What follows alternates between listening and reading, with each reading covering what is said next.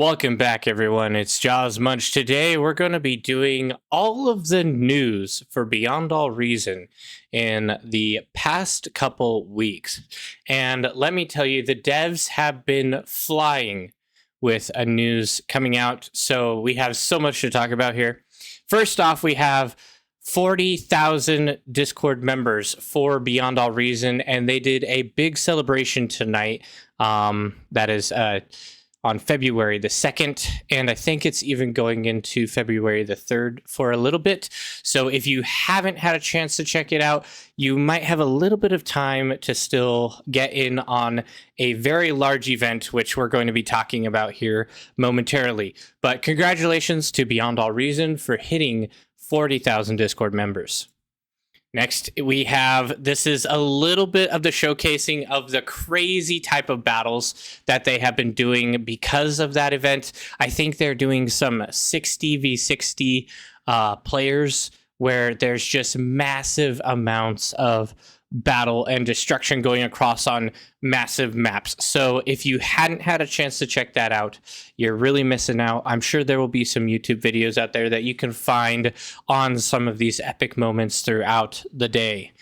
So be sure to check that out if you get the chance. Also, we have a new Shiva model here. That's pretty cool. It has been completely redone, and the paint job is a little bit more dull, and it looks a bit more, I don't know, a little bit more tanky in my opinion. Before it looked a little bit more compact, and this feels a little bit more spread out. And I really appreciate the new model that they came out with. I think that the dulling of the paint, this is my perspective, that they really add a little bit of war-torn at kind of feeling to it, you know, and I think that's really great to see. And I think that we're probably going to see a whole lot of shifting in all of the Cortex models towards this direction of a little bit more gruff looking, a little bit more war-torn looking over time. So I wouldn't be surprised if we see a lot more of this changing as we continue to see updates coming out. And then we also have an update. I don't know if this is fan made or if this is actually on their store, but they have created a advanced fusion reactor nightlight. I think this is a 3D printed nightlight here. I thought that was pretty cool.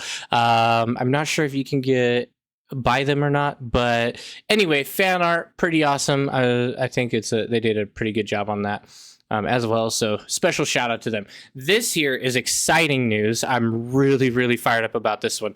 This is their plan for matchmaking and a new launcher option for the game, and this is a really big part in order for them to be able to launch on Steam right here.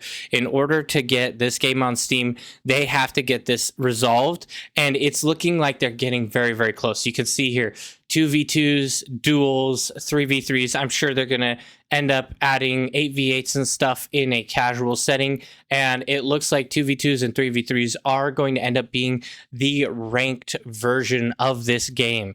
So for those of you who are waiting for Steam launch, we are getting closer than ever with the release of this footage. This is super exciting to see. I cannot wait for actual proper matchmaking for this game. I think it's going to cause the game to just spiral out of control. You can already see the player base is shooting up even now, and I think some of that is due to these updates and the information that we are being given in some of this dev release here. So I'm super excited for the matchmaking. I cannot state this enough. I think it's going to do wonders for the game. I know there's probably a lot of other people who will disagree with me on that fact, but being able to get a 1v1 that is somewhat matched evenly to actually play against and see your progression kind of flow in line more properly versus what we have now where you try to find a player on your own is kind of tough. And I think this is going to be really great for the game, and it's going to start to take off more similarly to what we would see with StarCraft. I think this gives it, in my opinion, the StarCraft potential that we are looking for. Anyway, so that's a really cool thing. I'm super excited about the ranked update. They are working on ray tracing. I believe that's what this is. Anyway, graphics overhauls that haven't been actually implemented into the game yet, but they're working on it. And you can also see that this is a mission at night. This is some type of night map. I don't know. Now, I have theories on this that it might be they are planning on doing nighttime missions in the released game in the single player for like missions and such, but I don't know for sure. I think that this adds a lot of potential, and they're really trying to make things pop in a nighttime scene, which I think will be really cool to see. I'm pretty sure they're planning on implementing that into the single player, but we might see some of that on some nighttime maps, maybe like you have your Supreme Isthmus, and then you have your Supreme Night or something, and then you have Glitters and your Glitters Night, or who knows, they could make completely new maps, or maybe just have it be as simple as voting on a night or day version of the map. We don't really know, but the lighting they're working on looks phenomenal.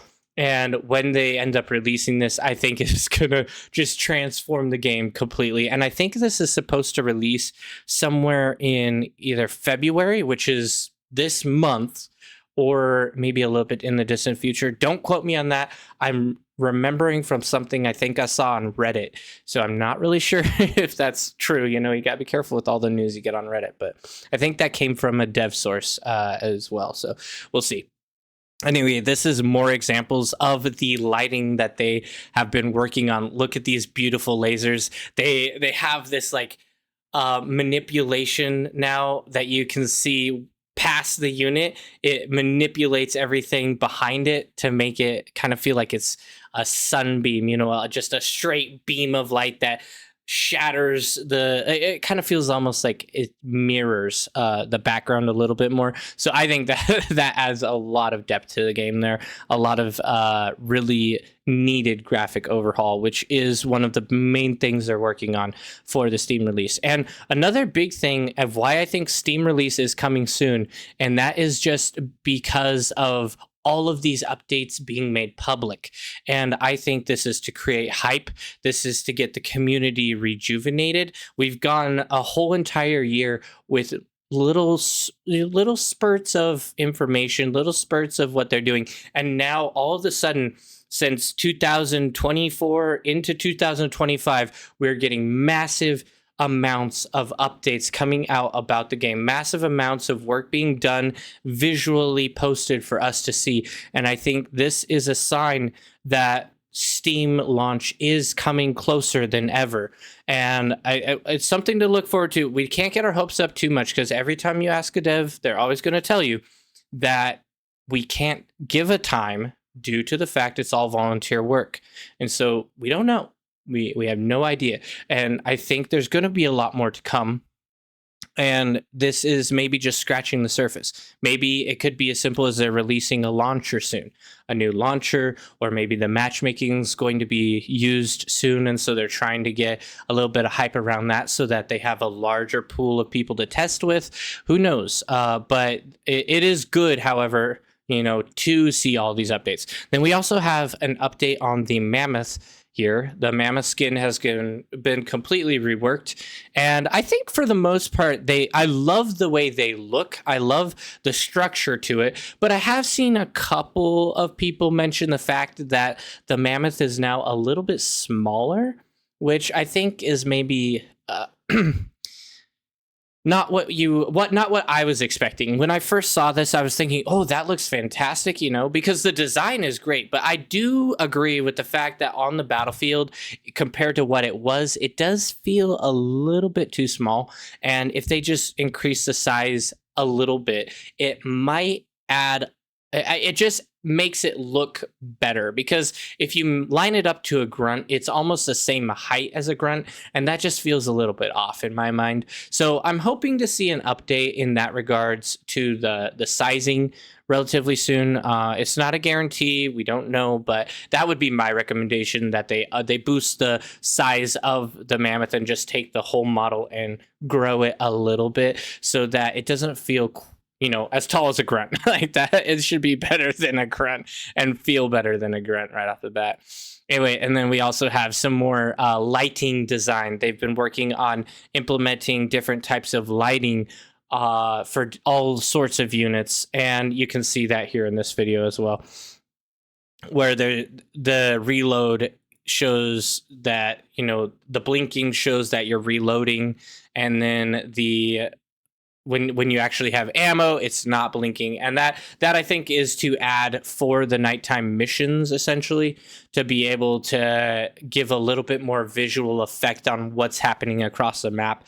And I'm pretty sure these have not been implemented yet, and it's something to look forward to as well in the future. Anyway, guys, thank you so much for watching this update video. Definitely leave a comment down below if you would like to see more videos like this. And I'm hoping that the devs keep on producing things like this for me to talk about, because I love this type of content. It just opens up so much for this type of a video. And if you enjoy this type of a video, definitely subscribe and leave a comment down below on what your favorite part is that you're looking forward to with Beyond All Reason. I know there's a whole bunch of updates here that we just talked about that will be coming out in the near future, but let me know what your favorite one is, and then we can have a little bit of discussion about each other's favorite and why. Anyway, thank you all for watching, and I will see you guys on the battlefield.